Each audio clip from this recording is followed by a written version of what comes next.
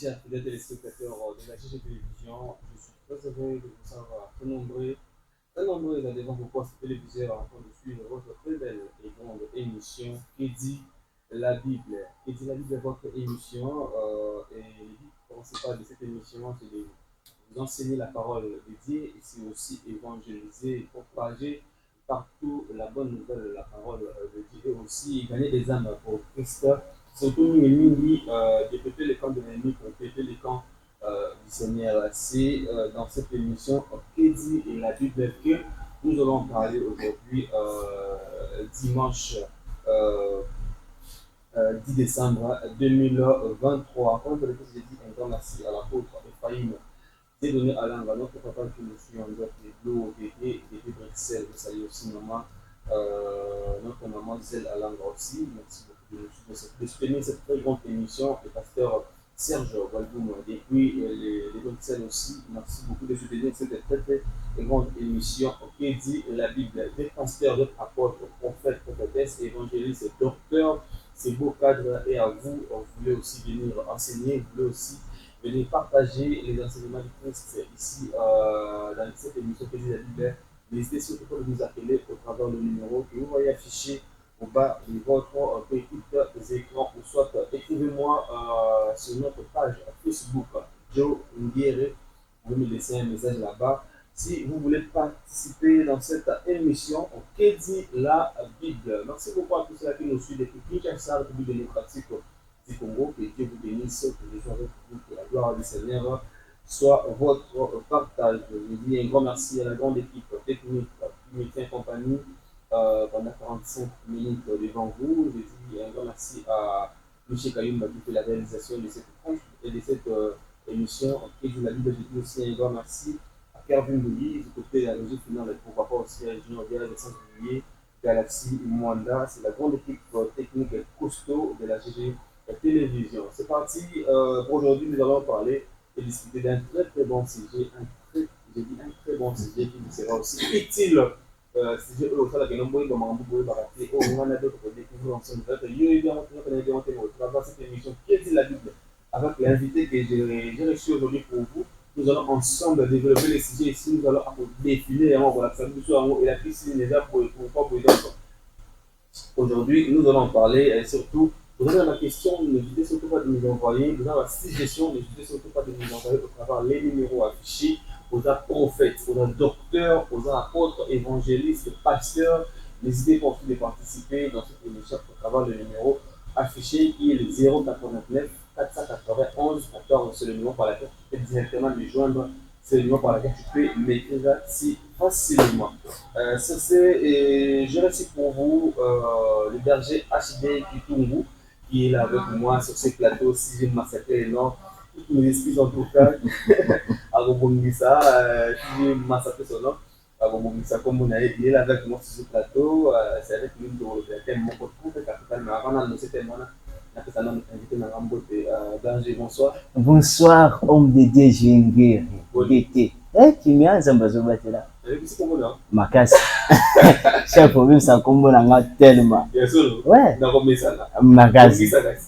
Chris Kintungi Makengo. Chris Kintungi Makengo. Voilà. Ah, c'est ça mon nom. Non, Zambé vraiment à Zobatela. Molo Zambé Zali. Deuxième participation à l'émission qui dit la Bible. C'est mon nom, ils ont mis pour l'émission. Vraiment, Ezar. Place que je pense d'abord peuple de Dieu. En dehors, il y a Bissou qui participe.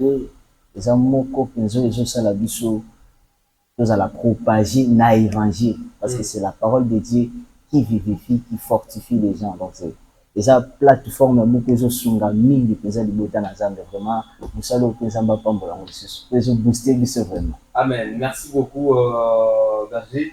Sur ce, directement la régie veut demander sur le budget mais on a pourquoi afficher pour que les hommes de Dieu, les enfants de Dieu, doivent participer à un thème pour le Galélo qui est la Christophanie. Christophanie, j'ai bien prononcé, je crois. Christophanie. La Christophanie, la Christophanie. Mon ami, Christophanie, c'est quoi? Oui. Christophanie. Danger. Donc, en fait, et à d'abord. La Christophanie, en définition, non, simplement la Christophanie, ce sont les apparitions de Dieu dans l'humanité. disons dans la nature humaine, sur la forme, donc sous forme humaine, donc l'apparition de Dieu dans la chair. Donc, obima Yesu na mutu, kozalisama ya bonzambe na bomoto. Kozalisama ya bonzambe na bomoto, voilà. Donc la Christophanie. Il y a une sœur qui m'avait parlé, berger, la Christophanie là, je ne comprends pas. On dit moi c'est combo famille, je m'en Christ. Maintenant vous savez c'est combo. Christophanie. Non, simplement la Christophanie, j'ai bien dit, ce sont des apparitions de Dieu sur la forme humaine. L'apparition de Dieu sur la forme humaine. C'est la forme humaine en gros. Comment est-ce que Dieu apparaît? Mais déjà, d'abord dans le livre des Jean, chapitre 4, on parle de Dieu en tant qu'esprit. Tu vois ça? La nature de Dieu, d'abord, est esprit. Alors, de quitter de l'esprit à devenir dans la chair, et il y a une apparition, tango ebimi ezopesa biso accès ya koloba Christophanie. C'est-à-dire aki chair te akomi chair. Donc pour te comprendre dans bien photo zonga na makomi. Papa vous avez dit la Bible parce que si j'aurais été mon bilan en tout cas on va les lire. Genèse chapitre 18. Genèse chapitre 18, vous êtes avec nous à la maison, vous nous suivez en tout cas, prenez vos Bibles. Nous sommes dans le livre de Genèse chapitre 18, verset 1er, na 3e verset. Genèse chapitre 18. Oui, 18, 1, ti, na 3. Genèse chapitre 18. Genèse chapitre 18. 1, Tina 3. S'il vous plaît. Oui. L'Éternel, lui, apparut parmi les chênes de Mamré. Comme il était assis à l'entrée de sa tente pendant la chaleur du jour. Il éleva les yeux et regarda, et voici 3 hommes étaient debout près de lui. Quand il les vit, il courut au-devant d'eux, depuis l'entrée de sa tente, et se prosternant en terre. 3. Et il dit, Seigneur, si j'ai trouvé grâce à tes yeux, ne passe point, je t'ai pris loin de ton serviteur. Est-ce qu'on comprend quelque chose là-dedans? Expliquez-moi. Et quand on parle de la Christophanie, je viens de le dire que Esa, ici dans nature il y a bonzambe kolongwa na esprit kolata nzoto. Maintenant au monde na vexé tout tangi ya ebandeli bazotal sabiso ke Esa Abraham afandi na champ de Mamré, il afanda ki azozo mo mupepende aki chaleur moyi molunge donc chaleur et pas afandi po zo mupepe ko fanda fandi diku bazolo banini l'Éternel lui ta Paris. Yahweh a bimeli, mais a bimeli te pumba la moko. Vous remarquez, bizoba Abraham tango atali amoni batuni ni satu. Amoni batuni satu. So landeli langage ya Abraham azolo bateke mes seigneurs. Azolo mon seigneur. Voilà. Mais baza batu ni satu. D'abord to kenon na batuni satu. Ça représente Dieu le Père, Dieu le Fils, Dieu le Saint-Esprit, bien que Trinité ça l'a raté. La Trinité n'existe pas. Il n'y a qu'un seul Dieu. Mais ici, il y a Dieu le Père, Dieu le Fils et le Saint-Esprit. C'est lui qui représentait tous les 3 hommes qu'Abraham avait vus. On se comprend. Voilà. Pourtant, on le dit mon Seigneur. Pourtant, on le dit mon Seigneur. Cela veut dire que Azolobela directement l'Éternel ndenge bazoba de la biso qui n'a versé 1. Premier paragraphe baseni l'Éternel lui est à Paris. Donc Yahweh a bimeli ko bimeli Abraham azaki tonga tali amoni ke batu misatu. Mais abengi bango mon Seigneur. D'abord c'est l'apparition de Dieu dans la chair. Batuana bazoya ce sont Dieu. Donc ce n'est que Dieu en personne. L'homme de Dieu, apparition à Dieu peut apparaître dans Baloleng. Oui. Avant que la dernière tomoni Moïse a fait dans nzete Na Genèse 3. Voilà, même la forme mon la moto, le mon boy, Dieu peut apparaître dans la forme mais surtout que ça que non. Qu'est-ce que maintenant que ça que non que c'est différencier que non, ça c'est Dieu et ça ce n'est pas Dieu. D'abord l'apparition de Dieu pour comprendre le mot, il faut aller dans la nature ensemble.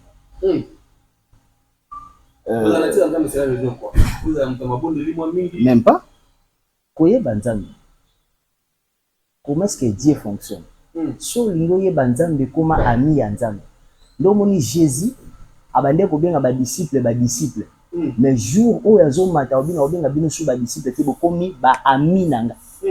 C'est que boyebinga nyonso ezalaki pa nanga boyebiango. Kobosana te na première partie na yaka na lobaka ke nyonso ba disciple batanga eza Jésus ndala kisa bango. Papa formé mwana et puis il a formé ba disciple na ye. Nyonso yazu oui. Oh, et puis évangile biso le autre zongo c'est grâce à ba disciple. Bien que Paul nda ya maïta toko le bango mais quand même grâce à ba disciple l'évangile les a propagé le Philippe tous les autres là. Tu vois ça? Il a dit grâce na bango l'évangile les a propagé. Et c'est à partir yawana de maintenant la Christophanie bien à profondeur. Na Genèse, batalisi nzamba bimi. Déjà, Genèse est un Ancien Testament, mais Ancien Testament est un ombre où ils ont talisa biso lobi moko. C'est-à-dire lobi est en réalité. Parce que l'Ancien Testament, c'est l'ombre de la réalité qui est le Nouveau Testament. Mais dans le Nouveau Testament, balobi la kaka Jésus. Ancien Testament, on parlait que de Moïse. De Genèse, Timalachi. Kobanda, Matthieu, Marc, Luc, Jean va représenter Jésus dans la forme nyonso. 4 évangiles. C'est-à-dire, objectif, il y a Jean, il y a qu'à représenter Jésus, loko la nani. Matthieu, loko la nani. Et puis, Marc, loko la nani, Luc, loko la nani. Bon, tout va présenter Jésus dans la forme. Nous sommes bénissés, fils de l'homme. Nous sommes représentés Dieu. Est-ce que c'est compris? Voilà. Maintenant, pour comprendre ce que nature et ensemble de la nature, il faut toujours un proverbe. La Bible, là, il faut aller moins rapide, ce qu'on peut sur la biso. Un instant, et ça verset. Nous avons que un proverbe. Je vois Proverbe chapitre 8. Proverbe chapitre 8. Proverbe chapitre 8.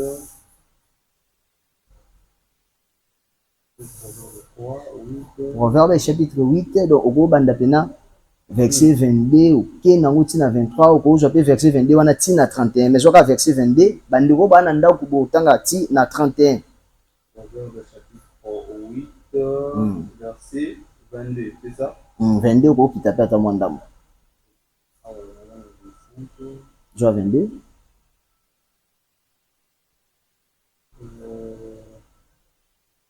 Proverbe chapitre 8. 22. 8, Joie 22, 22e verset. L'Éternel m'a créé la première de ses œuvres. Avant ses œuvres les plus anciennes. L'Éternel m'a créé la première. Avant Nil. Avant ses œuvres les plus anciennes. Continuez pas. Moutali Bosso avant Akela.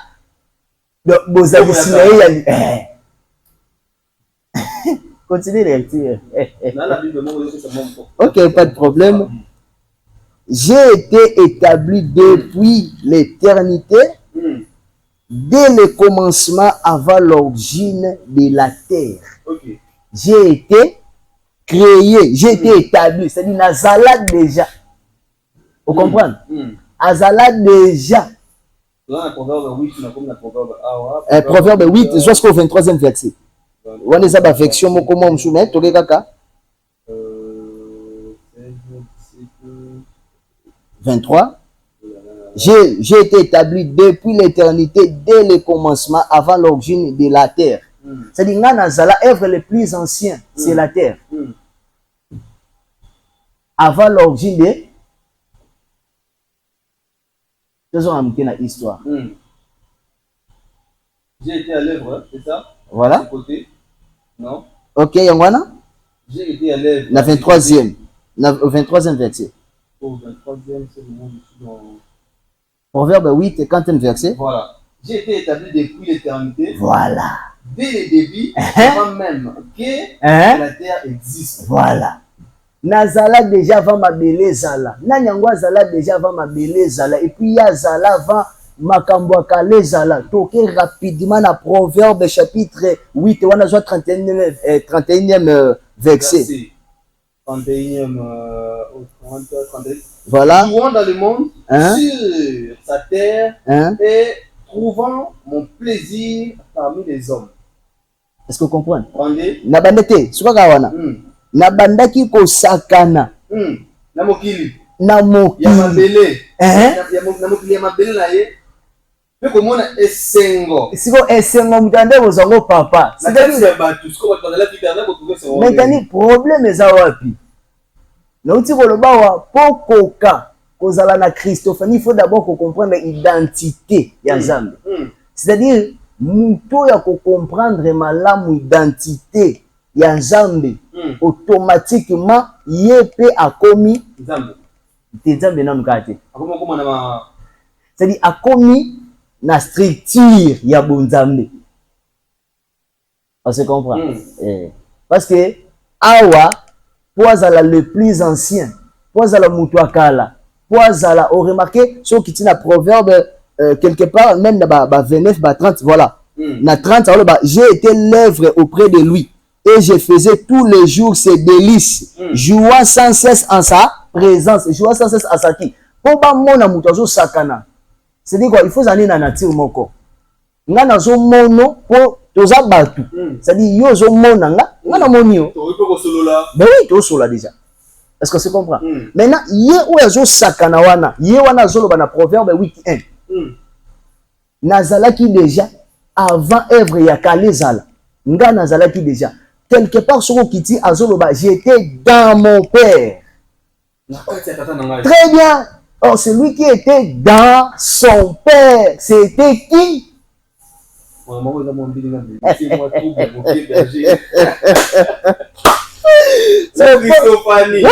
comprendre, dans Jean chapitre 1er.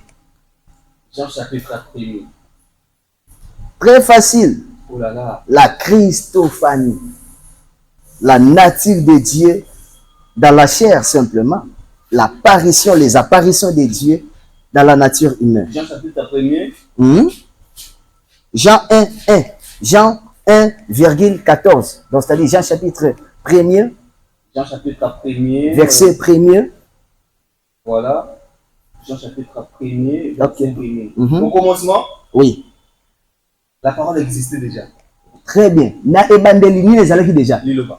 Oh, j'étais dans mon père. Ni ne connais la carte à papa. Liloba. Na ebite hein.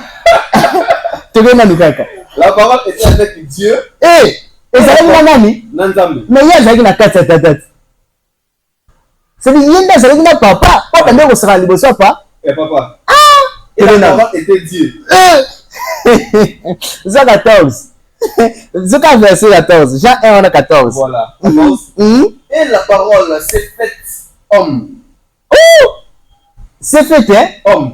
Homme. Zoa la version nanga. Zoa ngoyango 14. Zoa 14. Voilà les versions français courant. Zoa. Voilà. Okay. Et la parole a été faite chair. Oh, tu vois la Christophanie c'est quoi? C'est ça des apparitions de Dieu dans la forme humaine. La parole a été faite homme. La parole a été faite chair. Et ça quand même hein? C'est dit quoi? J'ai été dans mon père. Aki na kati ya papa. Du coup azalaki œuvre ya liboso papa qui est là. C'est que œuvre liboso papa salaki azalaki nanu mutute. Au commencement Dieu créa l'homme et la femme. Non, au commencement Dieu créa le ciel et la terre. Avant maintenant le ciel et la terre existent. Il y avait quelqu'un qui existait déjà. Mais pourquoi on a dit déjà mentionné? Parce que ce que nous on connaît et les chrétiens voilà la Bible. Pourquoi c'est moi on a passé la Bible, au commencement Dieu créa le ciel et la terre. Est-ce que nous avons sur le proverbe? Au commencement Dieu Dieu créa dans nous, tout le monde a existé. Mais non, c'est très simple. On sous-attend que à ce temps-là, nous avons allié mon coup. Allié mon coup, on dit que les docteurs sont en train de nous suivre, parce que par contradiction, on commet la vie. D'accord, comment? En tout cas, on va la moi je sais.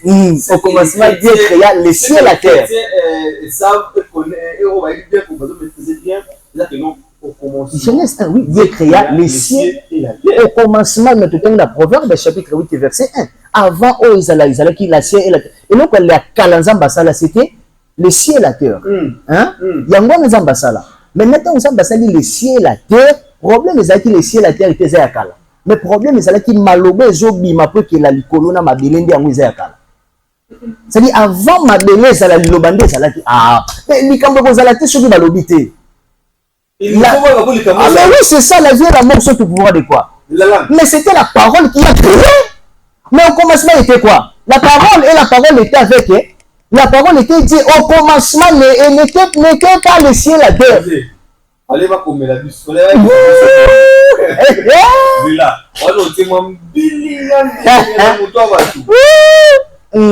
On fait, changer les petits. En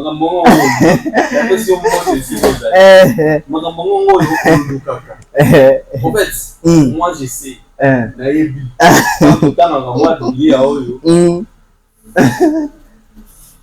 Au commencement, Dieu créa le ciel et la terre. Voilà. Proverbe chapitre 8. Avant ma campagne, tout est là.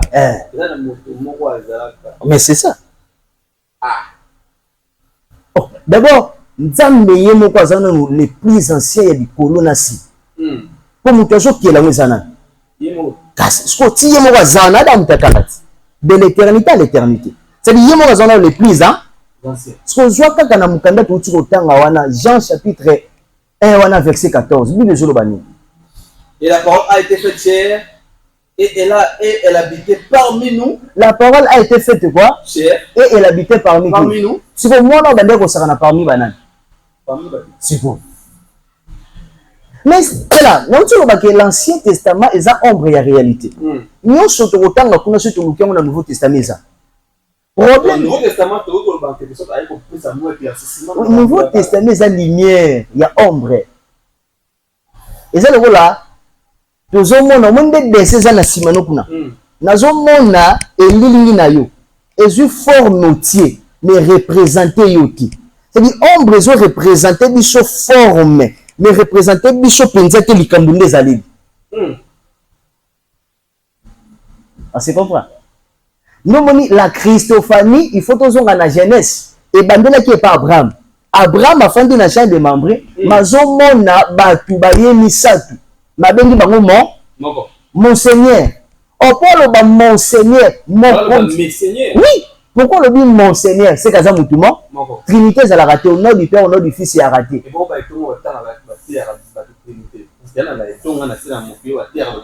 Ce sont les églises. Bon, excusez-moi pour le terme, mais je ne suis pas là pour juger. Mais ce sont les églises. Ce sont ou soit les antichrists, ou soit les antéchrists.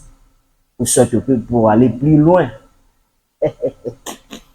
Ce sont les gens qui incarnent l'image du diable parce que la Trinité existe et que le diable. La Trinité, c'est le diable. Tu vois ça? Parce que le diable, il y a couronné. Le diable, il y a konza. Et puis, on a Apocalypse, faux prophètes. Ce sont des faux prophètes. Baza ba colique ya diable nde ba régnera na kati ya trinité satanique. Mais chez nous les chrétiens, un enfant de Dieu, trinité qui existe car Christ a sa Philippe depuis longtemps. Kozala kinanga Philippe se montre nous le Père et cela nous suffit. Mais il y a sa Philippe ni depuis kalozala kinanga oyebi karata. Ebi tatate. C'est-à-dire soki omoni papa omoninga, soki omoni nana. Mais il y a un mukanda tout autant que au commencement, Jean chapitre 1, au commencement était la parole. Mais c'est lui là la parole, le landa zala qui n'a ancien, na mukanda ya Proverbe chapitre 8. Est-ce qu'on se comprend? Très bien, Berger. Tandis ça, bah, il va y avoir la biso. apparition hein ya nzambe eza na lolenge nini eza na lolenge ya ba angeli na ko la boye ayelinga pe na ko fanda boye aye apparition ko za ndenge ni fois esa malokola esa lemela ki Moïse moto ebimi soit esa lemela ngana ko apparition ko ya ba lolenge nini na ko wanda tout directement Yesu nzambe bimenga na ko ba ndenge na ko ça c'est d'abord Job 33:14 Dieu parle tantôt d'une manière à dire et biso nde bato to comprendre te langage ensemble. Zamba ko bimio na nzela ndoto l'apparition de Dieu. Mais quand on parle de la Christophanie, c'est différent de l'apparition de Dieu. Très bien. L'apparition de Dieu et ça le makana ba forme nyonso. Surtout to bito ça la contradictoire to contredire apparition charnelle ya Dieu, c'est que faut tozonga na mukanda ya Jean chapitre 16. On va prendre ça c'est qui dit la Bible. Jean chapitre 16. Jean 16, 7. 7. Voilà, je suis là. Cependant, je vous dis la vérité. Okay. Il vous est avantageux. Exactement, ton intérêt na bino moko. Je m'en aille. Na kende nanga. Pambate. Si je ne m'en vais pas, le consolateur ne viendra pas vers vous. Consolateur, on voit sur un dindenga nzoto pour ba bete ba ba sur nekulusu. Na pas ça, mon avis pour les bourses. Aroyate, arokima. Mais je m'en vais. Je vous l'enverrai. Donc c'est que ce qui a été moi yépe mususa yezate. Maintenant la Christophanie on dit que les apparition ya Nzambe na forme humaine. C'est que ce qui a longwe na forme humaine azongi na nature na ye a comme une attribut na yenyo somisad. Dieu le Père, Dieu le Fils. Non, même pas. Dieu le Père, Dieu le Fils, Dieu le Saint-Esprit n'existe pas.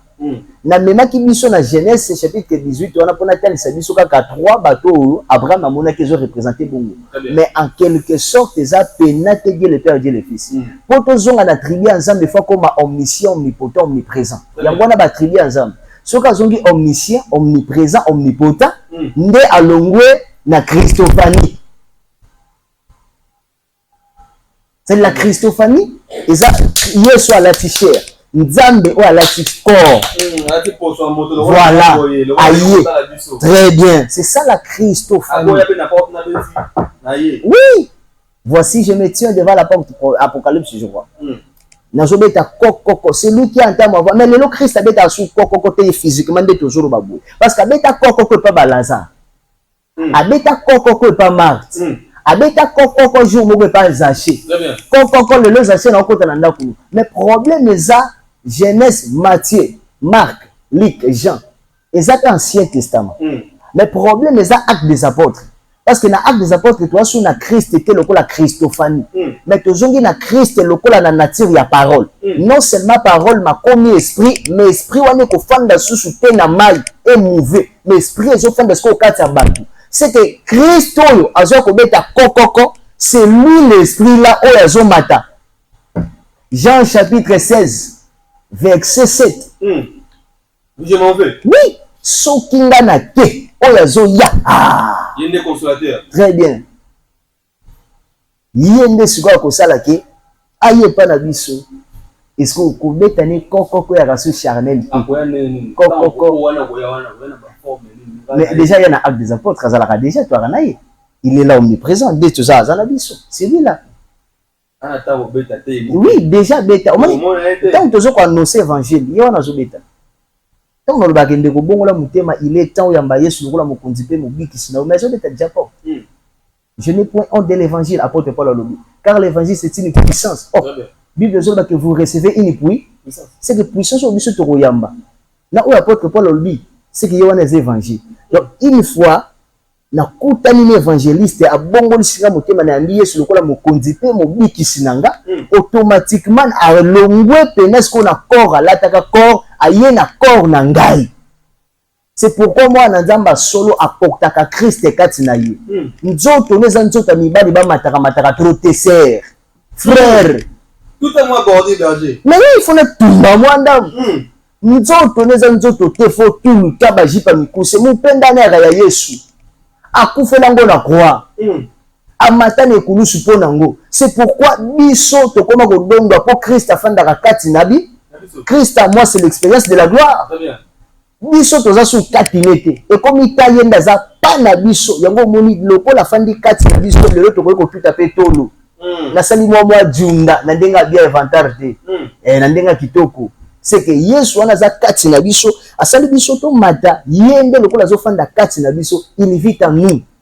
C'est pourquoi on a tant ko banga munguna te parce que o za kati na biso aza makasi koleka o aza na mokili ko banga kanondo kitaze lorote ko banga no bato mabete baza biloko te banga ka mingi Yesu afanda kati na yo ceux qui na triste ye est-ce que nous avons bonne relation de ça qui vient bato et beba la Christophanie eza kozala na nzambe na bonzoto donc Christo aya na nzoto nzambo apparaîtra na nzoto ndi yango na Christophanie maintenant ceux qui azana biso te mais l'esprit azana biso azoni na ba attribut na azoni na nature il y a Proverbe chapitre 8 verset 1er Paul Lanzela de Damas d'abord là à Matara déjà tu vois ça ce n'est pas du tout la Christophanie non c'est l'appel de Paul il y a un appel mingi yaka na ndenge nango mais j'ai suivi des pasteurs ba pasteur sur na Bible na ngana kutana Yesu na douche nanga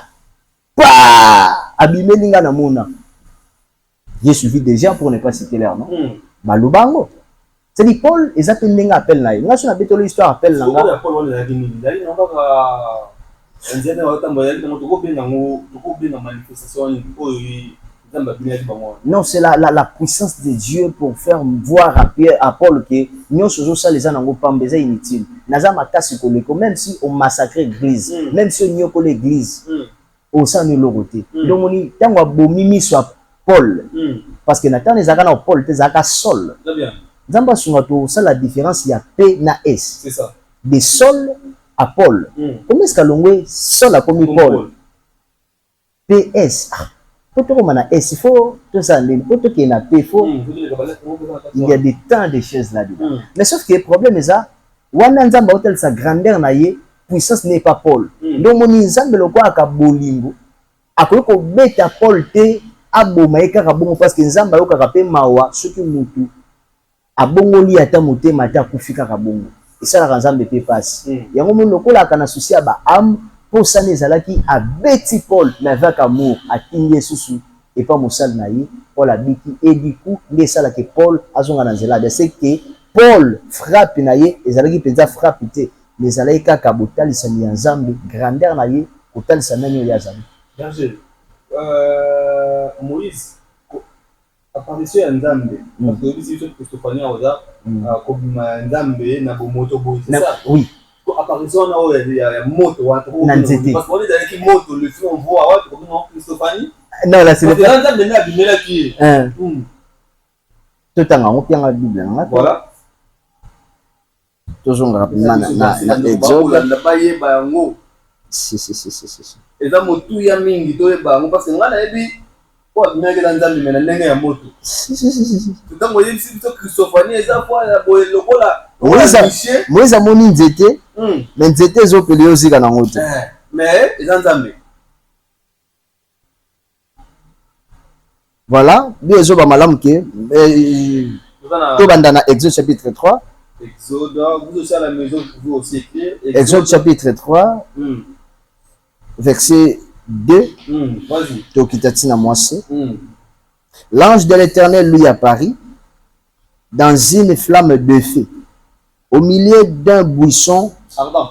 Moïse regarda et voici les buissons étaient tout en feu. Les buissons ne se consumaient point. Moïse dit, je vais me détourner pour voir quelle est cette grande vision et pourquoi les buissons ne se consument point. L'Éternel vit qu'il s'est détourné pour voir. Et Dieu l'appela du milieu du buisson et dit, Moïse, Moïse, il répondit, me voici. Verset 4. Le problème est ça que Moïse, awa, akimaki na Pharaon, azali na kata okima pe Pharaon, et parce que abomaki égyptien, nda akimaki pa mandia. Oui. Et tant que beaucoup la Bible à Jétro parce que Jétro a beau père ya Moïse. A beaucoup la Bible na ye di kunde ara na montagne wana kombo nango Horeb. Ngomba ya Horeb to pe Sinaï. voilà Horeb to pe Sinaï. Très bien. Et tant que matikuna nde siko wapi azokutana na Nzambe. Oui, parce que nous étions apparition il y a corps. Voilà. C'est-à-dire à la corps. Voilà. Mais à la corps. D'abord, moto ça représente le jugement. La moto n'a pas aboli. La personne n'a yeba. Les autres la Christophanie. Oh, ils ont combien Nzambe. Voilà, d'accord. D'accord. Moïse. Nzambe abimela la moto. Oui. Phénomène attendu dans monde. Ce n'est pas la Christophanie. Parce que sur le bipé a abimela open na balingi nyos. Yango abimela Moïse na lingi abimela ba Israël na nga Congo. Non. Non, c'est pour faire voir. Non, lorsque mon Nzambe boui face à face au Koufa. Donc, le nom m'échappe encore, Gédéon, Naji chapitre 6. Azoganga bi, na mon Nzambe, vi na bébé. Après avoir offert nyo soin. Abi, na mon Nzambe. Après le bani, nda na Koufi. Mais en j'ai que au Koufa. Tu vois ça? C'est le problème de ça, moto nyo so kuta na Nzambe, face à face. Nzambe, face à face, on a. C'est-à-dire que Moïse. Mais c'est pourquoi on a Arolata ange. Mais ange, ça représente lui-même. Jacob a lali, na libanga, a l'otindo to likolo efungwami. Ba ange bazo kita bazo mata. C'est des connexion entre mabele na likolo. C'est-à-dire Nzambe soka likaya pa na yo. Akoya na travers mutu. Le autre par exemple ba rasul tenza aussi nzamba sala à travers mutu. Mais oui, ako l'exemple pas na yo boy DT AT. Mais j'ai le cas boko zo mutu ka moko place ngana. Nzambe na sambela ki nzamba répondre ne pas na yo. Na zongo kuna. Mais na problème eza Moïse awa na buisson ardent azomona moto ezopela. D'abord moto ezo représenter biso jugement. Justice. Kolondo moni ke na kati ya moto akoya kolobake ya liboso komeka kopusana te. C'est esika moto eza ya na jugement na justice. C'est que moto aza suye akoya place wana te. Avo pusana esiko eza bosantu. C'est dit longola mapa nde ba doctrine ba ndomi ba tika na longola mapa. Non, ce n'est pas ça. Non, ça représente que le péché. Non, bolanda la doctrine. C'est quoi la doctrine? La doctrine, c'est ça, tous les enseignements des apôtres. Bah, apôtres, c'est ça la doctrine. Doctrine, c'est l'ombre été. Tel bisokuna, l'ancienne, la nouvelle alliance, et le banning. Est-ce que c'est surtout le rama papa? Problème, c'est ça. Mais ben, on a vu le rama papa, n'a contre. Non, bon, on va l'amener exemple à Moïse. Ma papa, ça représente que les péchés. Ce n'est que les péchés, des ça Moïse que l'ongola ma papa. C'est-à-dire, se purifier. Mais oui,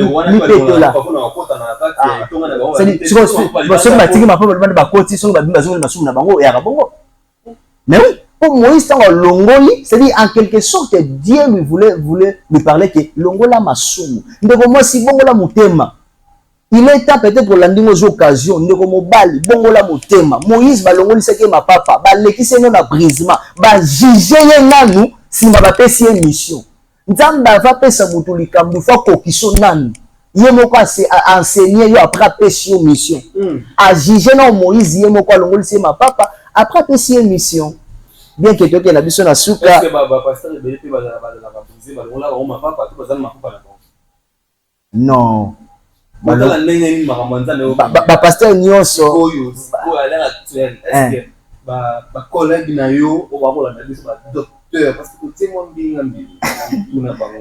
est-ce que bébé balongola ma papa alongola li papa kasi ko ngala ti susu to ne mo mona ka ba oyo alongola li papa mais pas comme il faut. Bon, Malachie chapitre 3 verset 18. Vous verrez la différence entre ce qui me sert et ce qui ne me sert pas. Différence c'est kozala etamboli ya bana nzambe na ya bana nzambe te. Ya za mosali ya nzambe ko tambola ne kaka mutero lakisa soka za nzambe to te. C'est très simple. Boko yeba bango na bambuma na bango biso tokotala kaka biso nyonso na mokili natali mbuma pasteur wana ye ezana no mbuma oyo nde namoni mbuma ne wana nga ne bimbala moko ke ye azana na impudicité azana na péché azana na fornication ye chacun portera sa propre croix nga na memi yanga croix ye pas mema ye croix Très bien. Donc voilà, c'est un peu ça. Merci beaucoup. C'était votre émission qui dit la Bible de la Thébergé Moulungue. La Thébergé Moulungue. Non, non, c'était par la grâce de Dieu quand même. Donc Dieu a voulu comme ça. On a parlé de la Christophanie, apparition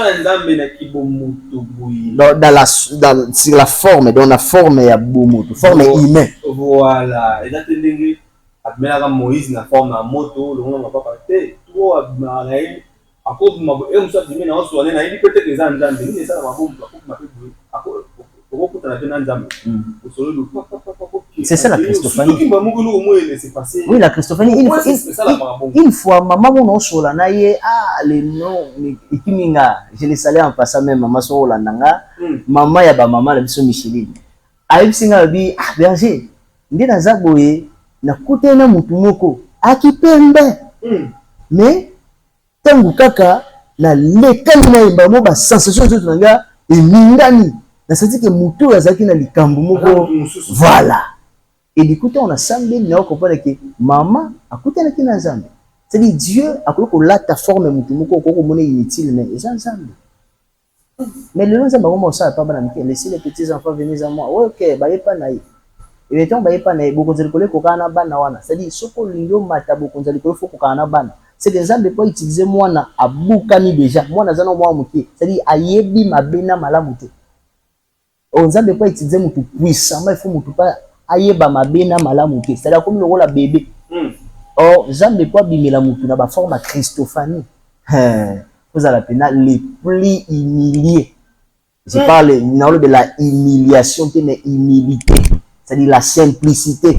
Mais oui, c'est ça la nature de Dieu. Il y a brisarabat. Je crois bien dans un boukara, soit boucu après on comprend que c'est Dieu. Très bien, il s'appelle Berger Kitungi. Voilà. Berger, tu as Nasuka, Balandi, docteur Balandi,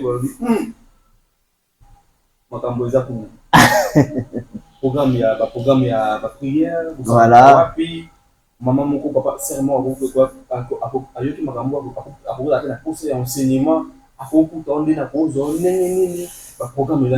Voilà, jusque-là, toujours semble en ligne, WhatsApp. Et puis, du coup, toujours, j'ai la déjà activité dans GGTV. Donc, déjà, les gars, toujours dans GGTV, donc chaque 12 heures déjà, toujours les canaux GGTV. Donc, quand on a même chaîne, chaque lundi, vendredi, 12 heures déjà, pour la TV, donc, tous les canaux GGTV. Pour la cause Bichot, c'est très simple, au contacter Bichot. Na plus 243 99 48 86 341 plus 243 99 48 86 341 on a moko le Berger Christ.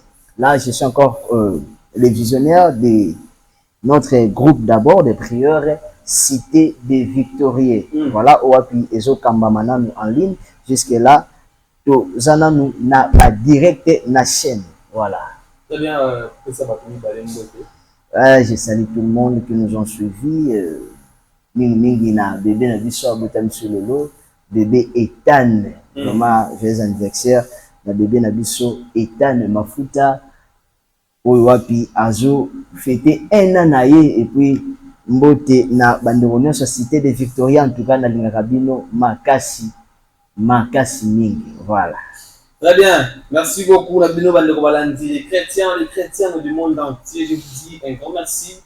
Je vais rester pour vous les bergers HD, Chris Kitungi. C'est ça. Merci beaucoup à répondre à la question. On a parlé sur un sujet très important qui est la Christophanie. Donc, apparition, il y a un dame de merci beaucoup. La question sur les alliés, mais tout les alliés. Vous avez prophète de l'hôpital Koto, yo berger a bunga ki mwa moke benganga na kobenga ina kotsabi mwa. Toko solo na poto poti sa mwa boye bilitus makasi na ba vie ya bana na Nzambe belé ya robakizali. Ouais, ya robakisa que ba Christ to bongo la mitema to yebi jour te bingonga te parce que d'ici là Yesu azozonga donc soza mwa na Nzambe tambola na limemia tika via mabe tika via masumu Nzamba zana posa na Nzamba yebio et que ça la bien ceux qui un jour yo pour kotilo là et que ça la bien makasi. Merci beaucoup na Michel Kayumba na réalisation, merci beaucoup na Galaxy Mwanda na régie et puis na Caroline Mbouyo aussi à la régie, merci beaucoup à Julien Diaz, merci beaucoup à tous ceux-là qui nous ont suivis de partout ici en République démocratique du Congo et c'est là qui vont nous suivre aussi sur YouTube, en tout cas je vous savez, je vous aime beaucoup. D'ici là, portez-vous bien, que Dieu vous bénisse. En tout cas, vous êtes prophète, évangéliste, bishop, apôtre, docteur. Vous voulez passer dans cette très grande émission. Que dit la Bible? Il suffit juste de nous contacter au travers des numéros affichés sur les petits écrans. Nous serons là disponibles pour vous recevoir et parler de la part de Dieu. Au revoir.